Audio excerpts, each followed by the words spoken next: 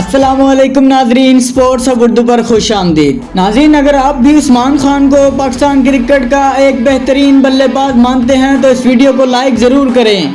आज हम बात करेंगे पहले T20 मैच की, जहां उस्मान खान ने अपनी धुआंधार बैटिंग से जिम्बाब्वे के बॉलर्स को नाको चने चबवा दिए और अपनी शानदार कारकर्दगी से सबको मुतासिर कर दिया। नाज़रीन, मैच का आगाज हुआ और पाकिस्तान के कप्तान सलमान अली आगा ने पहले बैटिंग का फैसला किया, लेकिन शुरुआत ज्यादा मुतासिर कुन नहीं रही। जब उमर बिन यूसुफ जल्द आउट हो गए, ऐसे में उस्मान खान ने बैटिंग के लिए आए और उन्होंने आते ही अपनी धमाका खेज बल्लेबाजी का मुजाहिरा शुरू कर दिया। नाज़रीन, जिम्बाब्वे के स्पिन बॉलर्स के लिए साजगार पिच पर भी उस्मान खान ने न सिर्फ इनके चैलेंज का जवाब दिया बल्कि लंबे तरीन छक्के और शानदार चौके लगाए। खास तौर पर सिकंदर रजा को 2 मुसलसल छक्के लगाकर उस्मान ने अपने एतमाद का इजहार किया। एक शॉट तो ऐसा था जिसने मैच का सबसे लंबा छक्का होने का एजाज हासिल किया।